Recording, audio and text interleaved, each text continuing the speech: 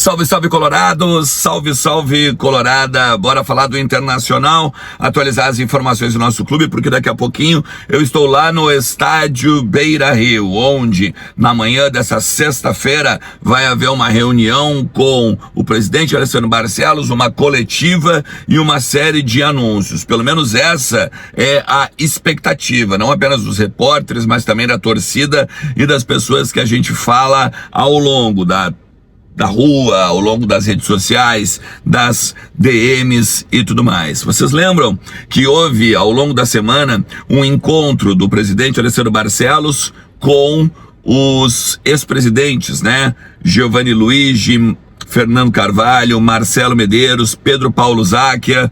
Pois então, ontem à noite, em um evento alusivo aos 50 anos do primeiro título brasileiro, em 1975, consegui conversar com o Giovanni Luigi e com muitas pessoas que estão por dentro do que está acontecendo dentro do Beira-Rio. E uma declaração do presidente Giovanni Luigi, para mim, ela é assustadora, é quase um desabafo a respeito desse encontro que houve lá no estádio Beira-Rio, que a ideia era, né, passar o presidente Alessandro Barcelos para os notáveis a condição do clube e o momento do departamento de futebol, e a partir daí algumas dicas poderiam ser dadas, né, ou de repente traçar um plano de defesa, mas segundo o presidente Giovanni Luigi, não houve possibilidade de qualquer dica ou de qualquer uso da experiência dos antigos presidentes, porque a reunião foi superficial.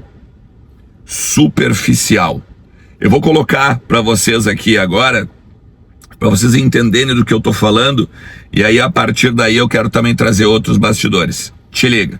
Óbvio que preciso lhe perguntar sobre o encontro do meio da semana e sobre dicas que vocês venham a ter dado para o presidente Alessandro Barcelos, o tom da conversa. O senhor sai esperançoso para um 2026. Como é que o senhor, Giovanni Luigi, presidente da reforma do Beira-Rio, inclusive, sai da reunião e pensa no futuro do Inter agora para 2026? Olha, eu vou dizer que, para mim, eu sou uma pessoa que publicamente não gosto de me manifestar, a não ser que seja para elogiar. Mas foi uma reunião superficial. Nós não entramos em nada consistente. Para mim, consistente é falar do futebol, até por tudo que aconteceu, e falar das finanças. Esses são os dois pilares do Internacional. E sobre isso, no meu entender, nós fomos superficiais, né? Nós não tivemos nenhuma outra informação que não seja as informações que o público em geral tem. Então, fica muito difícil tu avançar no campo das ideias. Mas o senhor entende que o presidente Alessandro Barcelos tem uma ideia para 2026? Eu não saberia te dizer, realmente eu não saberia te dizer. Como eu falei, a reunião foi superficial, a gente não teve nenhuma informação a mais para poder dar ideias com conteúdo, aproveitando a bagagem de cada um que já passou pelo clube. Portanto, eu fico aguardando por vocês, que é um dos canais preferidos meus que eu acabo seguindo para saber informações. Muito obrigado, presidente, por favor. Bom, para mim é muito ruim ouvir o presidente Giovanni Luigi dessa forma, porque quando ele fala que foi superficial, que poucas coisas puderam ser avançadas a partir das finanças, eu já tinha trazido para vocês aqui, né? O máximo que foi falado é que os atletas não estão mais com nenhuma dívida, né? O clube não está com nenhuma dívida junto aos atletas, que tudo foi quitado e tudo mais. Mas pelo que o presidente Giovanni Luigi falou, e depois eu pude apurar mais com outras pessoas que estavam lá no evento,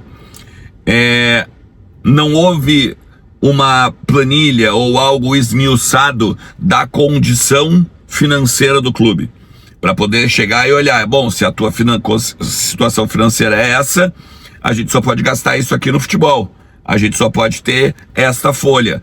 Aliás, na previsão orçamentária eu tinha falado para vocês que a folha mensal do Inter bate 21 milhões de reais.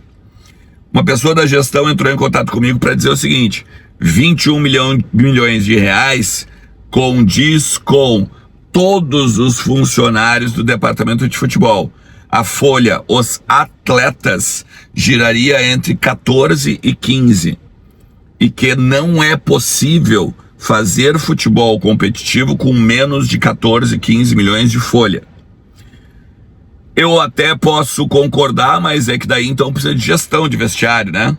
Daí precisa de uma pessoa que saiba coordenar o vestiário. Se fala muito do Abel. Aliás, essa é outra informação, né? O presidente Alessandro Barcelos, quando chegou ao evento, ele deixou claro que estava no Rio de Janeiro. Ele vem do aeroporto Salgado Filho direto para o Beira-Rio. E os repórteres abordaram ele sobre o que ele foi fazer no Rio de Janeiro. Ele foi, para o Congresso Técnico da CBF, que eu tinha dito para vocês no conteúdo de ontem. Naquele congresso, ele ouve que o número de estrangeiros pode aumentar, o número de jogos para haver transferência entre atletas de clubes que disputam o mesmo torneio também pode aumentar, de 6 para 14 ou 12, algo assim. A questão do rebaixamento também deve diminuir um player, né? Um time. Deve ser, em vez de 4, 3, como são em alguns outros países. A questão também da Copa do Brasil, que os 2 finalistas iriam para Libertadores, diminuindo uma vaga da Copa do Campeonato Brasileiro. Enfim, ele fala sobre essas questões envolvendo a CBF. Vai haver uma outra reunião lá oportuna para debater e fechar o martelo, tá?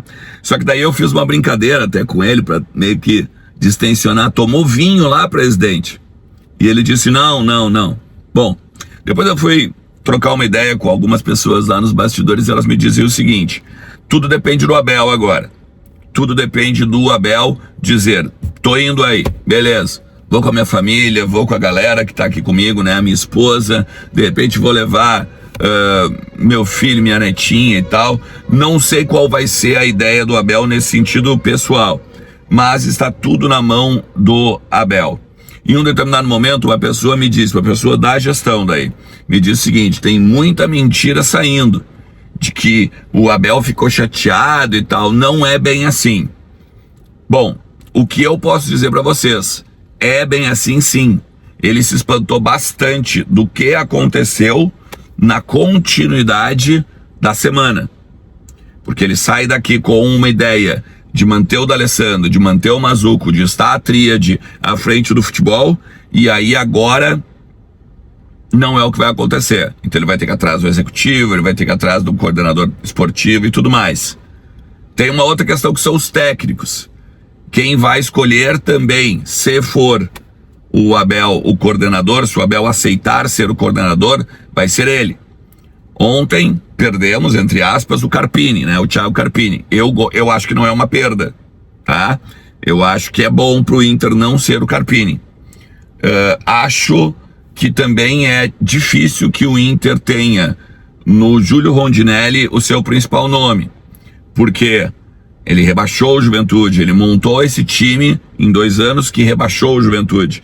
O Inter hoje precisa de nomes que deem um alento ao torcedor, que deem uma perspectiva para o torcedor em 2026. Então, se eu pudesse apostar hoje, Abel Braga, Fabinho Soldado e mais alguém. Daqui a pouco algum ex-atleta, daqui a pouco algum cara que possa vir a surpreender aí, um nome que não está no mainstream. Beleza? Eu tô indo pro Beira-Rio agora, por isso que eu tô dentro do carro aqui. Eu quero que tu te inscreva no canal, gostaria muito que tu deixasse o teu like, compartilhasse o conteúdo também, para que depois, à tarde, o conteúdo estourasse no teu celular aí com todos os bastidores da entrevista do presidente Alessandro Barcelos. Beleza? Forte abraço, a gente se fala. Tchau.